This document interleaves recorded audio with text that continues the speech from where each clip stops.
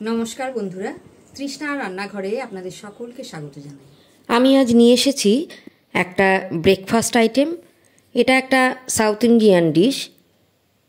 এই ডিশটার নাম উপমা। তো এই ডিশটা আপনারা ঘরে থাকা উপকরণ দিয়েই বানাতে পারবেন। কিভাবে বানাবেন আসুন দেখে নিন। কি কি লাগবে সেগুলো আমি আগে বলে দিচ্ছি। গাজর আছে একটা বড় সাইজের, ছোট ছোট টুকরো করে কেটে নিতে হবে। ক্যাপসিকাম অর্ধেকটা একই মাপে কাটা, আদা কুচি 1 চামচ, লঙ্কা কুচি 1 চামচ। বাচ্চাদের জন্য যদি বানান তাহলে ঝাল একটু কম দেবেন। অল্প কিছু ধনেপাতা কুচি, হাফ কাপ ফ্রেঞ্চ বিন কেটে নিতে হবে। একটা মিডিয়াম সাইজের পেঁয়াজ কুচোনো আর ছোট সাইজের একটা আলু খুব ছোট ছোট করে কেটে নিতে হবে। এছাড়াও অল্প কিছু মটরশুঁটি দেবেন। আপনারা চাইলে অন্য সবজিও দিতে পারেন। বাঁধাকপির ভেতরের নরম অংশ বা ব্রকলির টুকরো এগুলো দেওয়া যেতেই পারে। আমি আজ এগুলোই ঘরে ছিল তাই এগুলোই ব্যবহার করছি। এবারে রান্নাটায় চলে আসছি। কড়াইতে 1 টেবিল চামচ মতো ঘি দিয়ে দিলাম। ঘি দেবার পর 1 কাপ মোটা দানার সুজি ঢেলে দিলাম। উপমা বানানোর জন্য মোটা দানার সুজিটাই ভালো, বেশ ঝরঝরে উপমা তৈরি হবে। এবারে সুজিটা ভেজে নিতে হবে। প্রায় 8 থেকে 10 মিনিট অল্প আঁচে ভাজতে হবে। ধৈর্য নিয়ে যদি সুজিটা এই সময়ে ভালো করে একটু ভেজে নিতে পারেন তাহলে দেখবেন খুবই ঝরঝরে হবে।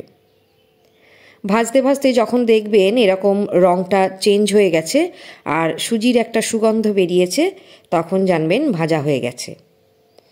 তো ভাজা হয়ে গেলে একটা পাত্রে রেখে ঠান্ডা করে নিন।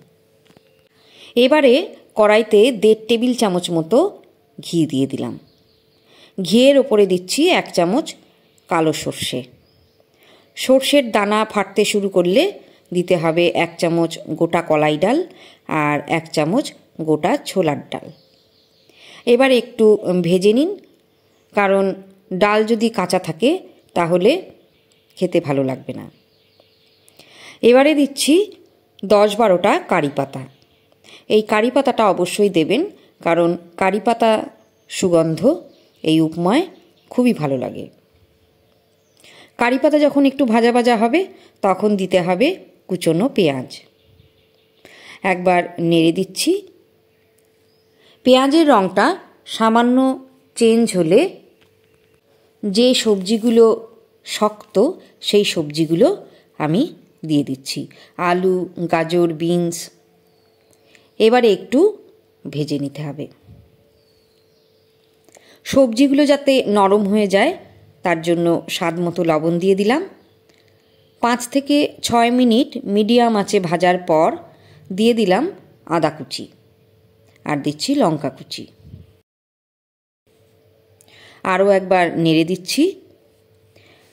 এখন দিলাম মটরশুঁটিগুলো। বাচ্চারা দেখবেন সবজি খেতে একদমই পছন্দ করে না, তো এইভাবে যদি টিফিনে উপমা রান্না করে দেন তাহলে দেখবেন খুশি মনে ওরা কিন্তু খেয়ে নেবে।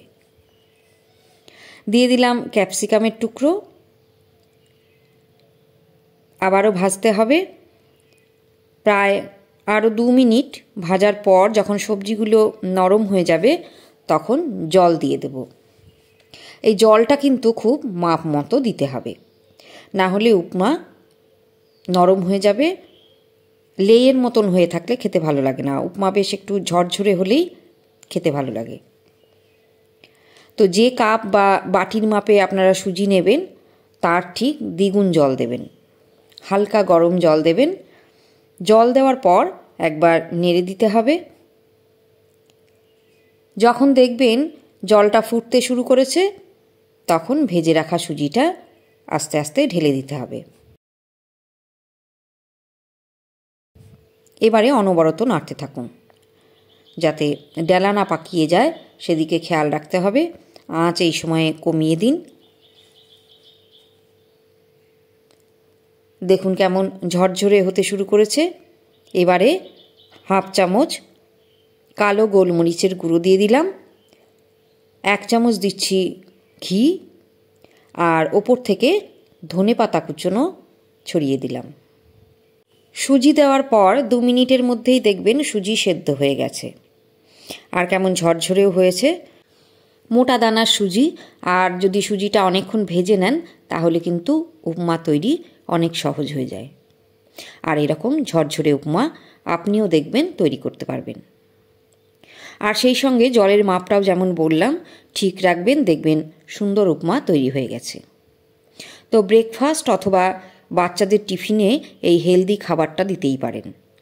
একঘেয়ে খাবার না দিয়ে একটু বৈচিত্র্য আসবে। আশা করি আজকের রেসিপি আপনাদের ভালো লেগেছে। তো ভালো লাগলে বন্ধুদের সাথে শেয়ার করুন যাতে তারাও এই রান্নাটা শিখতে পারে। আর যারা আমার চ্যানেলে নতুন এসেছেন তাদের বলবো সাবস্ক্রাইব করে আমার পাশে থাকুন।